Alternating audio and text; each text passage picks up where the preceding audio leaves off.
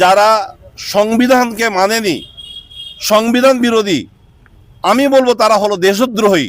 কারণ দেশের সংবিধানকে মানে না, মানে সে দেশদ্রোহী। তাদের উপরে আইনত ব্যবস্থা নেওয়া উচিত বলে আমি মনে করি। আমরা এসেছিলাম আজকে বাগনান থানায়।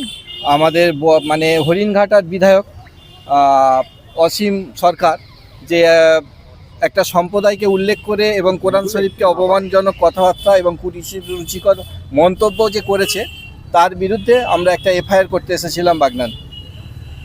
তার এই এই এই এফআইআরটা আমরা জমা করে সবাই একসঙ্গে এসেছি। আমরা সব সাথীরা আছি বাগনান বিধানসভা থাকতে, এবং অন্যান্য বিধানসভাতেও আমাদের সাথীরা এই এফআইআর করে চলেছে যেন একটা কঠোরতম শাস্তির ব্যবস্থা যেন হয়, সেই আশা রেখেই আমরা এফআইআর করেছি আর কি বলবেন দাদা? আজকে দেখলাম এফআইআর করতে এসেছেন একদম একগুচ্ছ লোক নিয়ে। আজকে আমরা বাগনান বিধানসভার কেন্দ্রের আমাদের বিভিন্ন অঞ্চল থেকে আজকে আমরা উপস্থিত হয়েছি বাগনান থানায়। আমাদের উদ্দেশ্য হচ্ছে একটাই, ভারতবর্ষ এমন একটা দেশ যে যার স্বাধীন মতো চলতে পারে, যে যার স্বাধীন মতো ধর্মগ্রন্থ সে তার ধর্মের উপরে চলতে পারে, কিন্তু কোনো ব্যক্তি যদি সেই ধর্মের উপরে যদি আঘাত করে, এটা কোনো মতেই মেনে নেওয়া উচিত নয় বা মেনে নেওয়া যায় না। আজকে সেই বিষয়ের উপরেই আমরা এসেছি।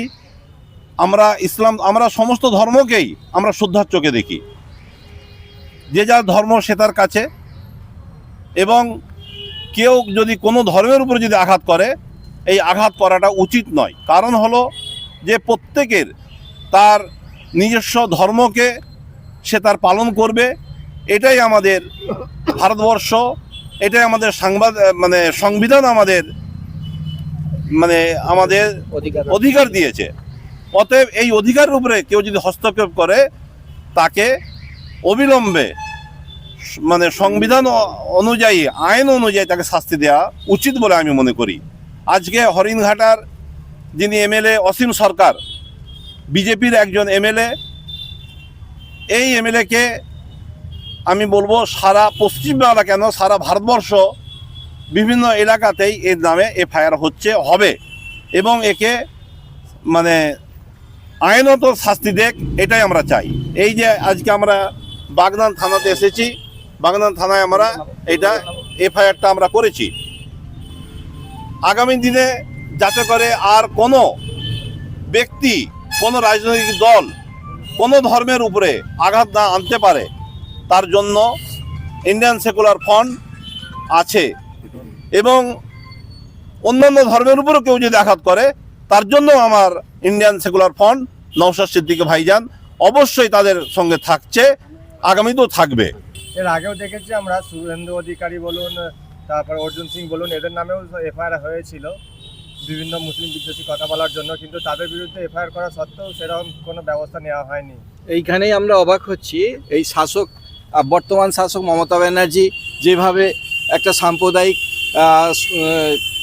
একে চিন্তাভাবনাকে সমর্থন করে যাচ্ছে এবং সংবিধান বিরোধী কাজকে চুপচাপ মেনে নিচ্ছে, এবং ওনার নিষ্ক্রিয়তা আমরা দেখে অবাক হচ্ছি যে এই মুখ্যমন্ত্রী দ্বারা আমাদের বাংলার সুফল আসতে পারে না। আমরা বাংলাবাসী সুখে থাকতে পারি না, কারণ শুধুমাত্র হরিণঘাটার ব্যাপার নয়, আমরা দেখেছি একের পর এক পরিযায়ী শ্রমিকরা মার খেয়ে এবং বডি ফেরত আসছে আমার বাংলায়, কিন্তু আমরা বাংলার মুখ্যমন্ত্রীকে কোনো ভূমিকা দেখিনি যে তার জন্য কড়া ব্যবস্থা বা কোনো স্টেপ নিচ্ছে।